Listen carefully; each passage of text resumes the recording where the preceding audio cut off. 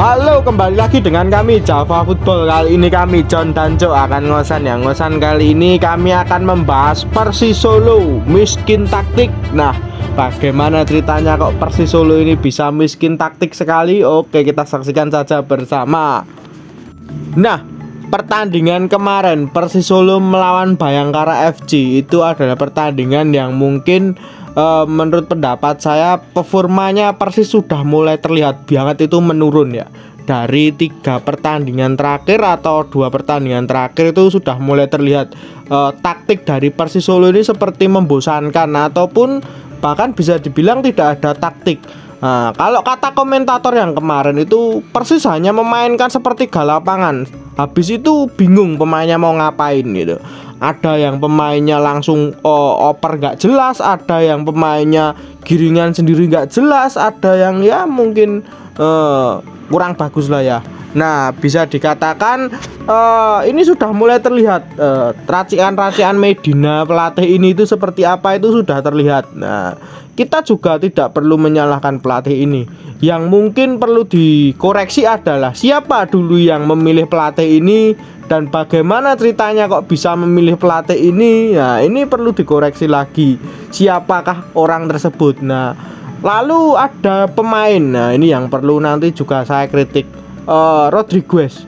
Beberapa penampilannya itu sudah terlihat buruk. Bahkan 3 penampilan terakhir ini hanya dibilang seperti patung ataupun bahkan lebih kejamnya lagi netizennya di Twitter itu Persis hanya memainkan 10 pemain.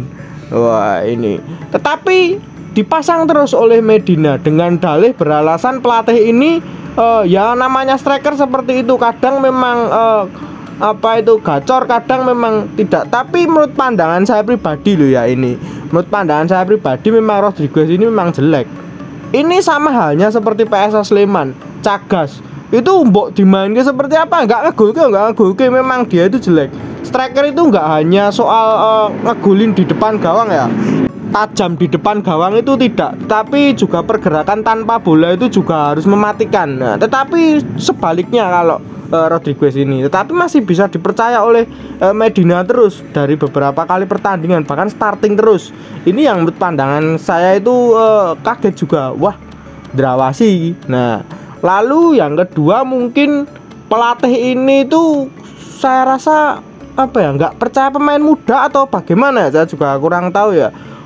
Saya juga memantau Yot ya, dari Persis Yot kan juga udah profesional. Ada pemain yang menurut pandangan saya itu bagus untuk menjadi pelapis ataupun diot.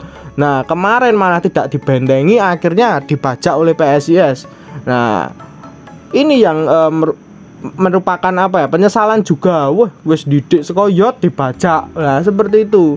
Nah, pelatih-pelatih ini tuh harus apa ya, mantau juga sih diot, jeli. Nah, seperti itu ya harusnya. Tidak kok pemain itu dipasang terus. Wah, ini pelatih ini sepertinya memang kalau boleh saya bilang miskin taktiknya. Menurut pendapatmu gimana nih Cuk tentang pertandingan Persis kemarin dengan memainkan pola tidak jelas ini? Ya, sesuai judul ya, pelatih miskin taktiknya. Karena memang benar beliau atau Medina ini kan menganak emaskan Rodriguez. Kalau memang pelatih itu kayak strategi, ketika deadlock itu harusnya merotasi pemain, berani mengganti pemain, berarti mencadangkan pemain dan punya solusi ketika ada kebuntuan. Tapi kan ini tidak.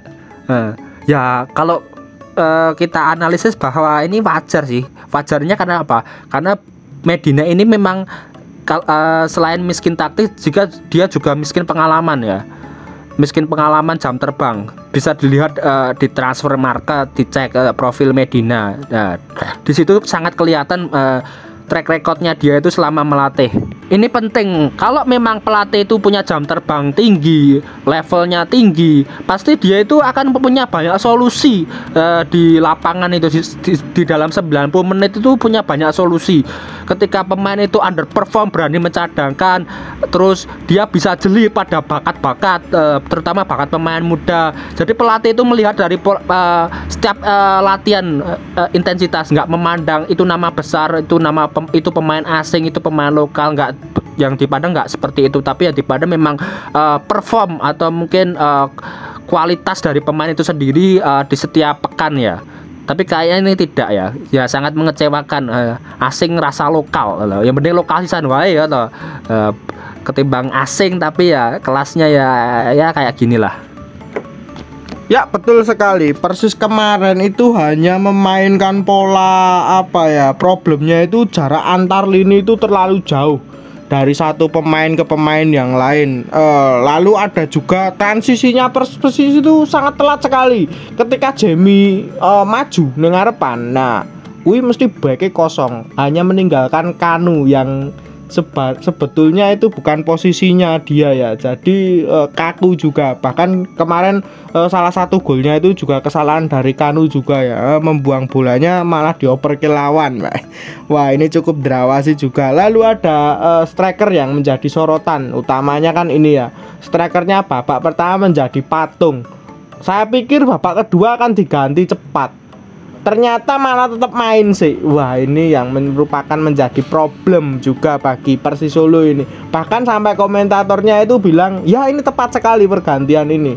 Ya memang karena striker ini tuh kemarin tidak ngapa-ngapain selama 45 menit gitu, bahkan membuang-buang peluang. Nah, yang kemarin harusnya dibekil itu bisa gol, malah ya lepas bolanya ya. Lalu yang kedua memang disoroti proyeksi Yot. Persis banyak sekali mengorbitkan pemain mudanya, seperti nanti yang akan diorbitkan itu Arkan Kakak, Marcel, lalu ada kiper, lalu ada ya pemain-pemain lain ya selain Arif Budi yang kemarin direkrut pemain baru itu. Backnya itu hanya untuk menggantikan Fabiano ya yang cedera ACL. Saya rasain itu kan menepi satu tahun lebih lah ya. Nah, apakah itu akan dipercaya oleh Medina untuk menjadi starting atau tidak, saya juga kurang tahu ya. Saya rasa Medina ini adalah pelatih yang menurut pandangan saya itu stuck dengan formasi itu aja. Ketika dia sudah senang dengan pemain itu yus elek apik main terus gitu. Beda dengan Thomas Doll, beda dengan Luis Milla. Luis Milla itu lihat kemarin waktu apa itu PSIS lawan PSIS, David Da Silva itu dicadangkan oleh Luis Milla loh. Lah itu kan strategi dari pelatih ya, mereka berani mencadangkan pemain bintang. Kurang apa sih David Da Silva itu? Nah, lalu Thomas Doll berani mencadangkan Kremencik demi pemain yang asal usulnya itu bahkan dari Liga 2 yang kemarin langsung mencetak brace 2 gol. Wah, itu yang menurut pendapat saya itu pelatih yang bagus itu seperti ini loh, berani mengambil keputusan-keputusan yang resikonya tinggi tapi apa ya, tidak mengecewakan gitu endingnya. Menurut pendapatmu gimana nih Cuk tentang Medina ini yang bahkan 3 kali pertandingan atau 4 kali pertandingan ini berturut-turut Rodriguez ini selalu dijadikan starting ini? Ya kalau dilihat-lihat memang seperti benar anak emas, karena memang Medina ini pernah satu tim dengan Rodriguez ketika di JDT 2 ya. JDT 2 loh ya, bukan di JDT utama. Ini JDT 2 di Liga 2-nya Malaysia. Jadi memang ya seperti itu loh. Dia tuh hanya tahunnya di Indonesia itu Rodriguez lah. Jadi memang ya buruk sekali lah ya. Ini menjadi pelajaran bagi manajemen Persolo dan ini menjadi evaluasi besar ya nanti di akhir musim.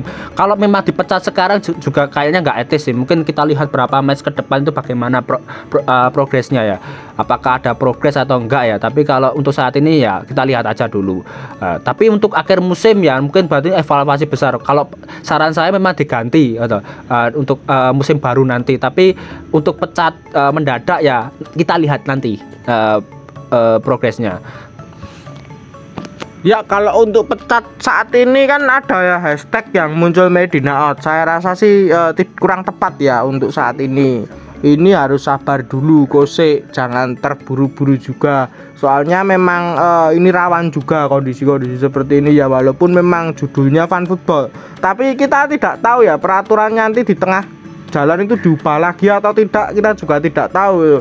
Nek genah-genah tanpa degradasi mbok wisisan sekalian diganti gitu wae.